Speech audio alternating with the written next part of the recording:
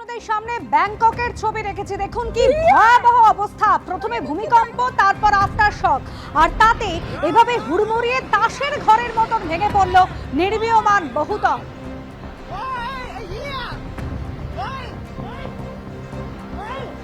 মৃতের সংখ্যা হাজার ছাড়িয়েছে শুধুমাত্র মায়ানমারে। এএফপি সংবাদ সংস্থা সূত্রে আমাদের খবর, মানুষ তারা প্রাণ ভয় পালিয়ে দাঁড়াচ্ছেন যেভাবে ভূমিকম্প এবং তারপর আফটার শক হয়েছে।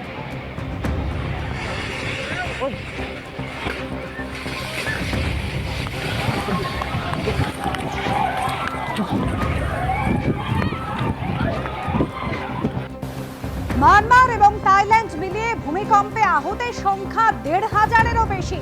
একের পর এক বহুতল ব্যাংককে তাসের ঘরের মতন ভেঙে পড়ছে।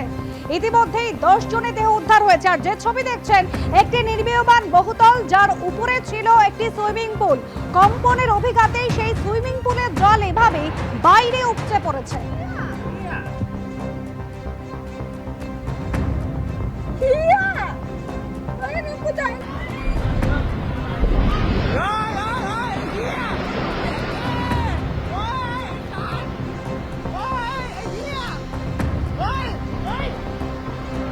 যেভাবে ধ্বংসস্তূপে পরিণত হয়েছে গোটা থাইল্যান্ড, তাতে বহু মানুষ এই ধ্বংসস্তূপের তলায় চাপা পড়ে থাকার আশঙ্কা করা হচ্ছে।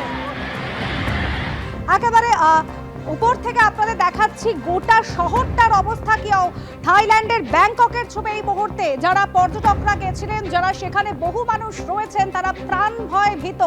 যেভাবে পরপর ভূমিকম্প এবং তারপর আফটার শক, গোটা শহর একেবারে ধ্বংসস্তূপে পরিণত হয়েছে।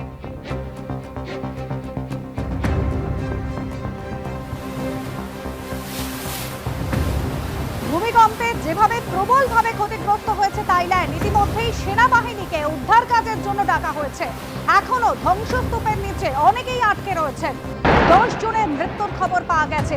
আশঙ্কা এই সংখ্যা আরো বাড়তে পারে। थाईलैंड में आए भूकंप को 24 घंटे से ज्यादा वक्त बीत चुका है और अभी भी यहां रेस्क्यू ऑपरेशन चल रहा है। स्टेट ऑडिट के ऑफिस के बाहर इस वक्त हम मौजूद हैं। ये वही निर्माणाधीन बहुमंजिला इमारत थी जिसे आप धराशायी होते हुए टीवी पर देख रहे थे भूकंप आने के बाद। और अब यहां पर थाई आर्मी को बुलाया गया है। थाई आर्मी की मदद से रेस्क्यू को आगे बढ़ाया जा रहा है, क्योंकि अभी भी 100 से ज्यादा लोग मलबे के अंदर दबे हो सकते हैं। उन्हें निकालने का प्रयास यहां पर जारी है। ये पूरा रेस्क्यू ऑपरेशन इस वक्त आप एबीपी न्यूज पर देख पा रहे हैं। थाईलैंड के बैंकॉक में जब ये भूकंप आया उस समय यहां पर बड़ी संख्या में जो वर्कर्स थे, जिसमें महिलाएं पुरुष दोनों मजदूर शामिल थे, और जब भूकंप आया तो 100 से ज्यादा की संख्या में लोग इसके नीचे दबे रह गए। अब तक 10 मौतों की पुष्टि हो चुकी है, कई लोग इसमें घायल हुए हैं। और फिलहाल थाईलैंड प्रशासन और थाईलैंड आर्मी यहां पर रेस्क्यू ऑपरेशन को और ज्यादा आगे बढ़ा रही है ताकि जल्द से जल्द लोगों को बाहर निकाला जा सके। इसके साथ ही हमने ये देखा कि जो परिजन यहां पर आए हुए हैं, जो अपनों का इंतजार में है, क्योंकि बहुत सारे उनके लोग इसके नीचे दबे हुए हैं। किसी की मां, किसी की बहन, किसी के पिता, किसी के भाई, किसी का बेटा, और हर कोई यहां पर यही प्रार्थना करके पहुंच रहा है कि जो इस मलबे के नीचे दबे हुए हैं उन्हें जल्द से जल्द बाहर निकाला जा सके। कैमरामैन मनोज अधिकारी के साथ Vishal Pandey, ABP news, Bangkok, Thailand.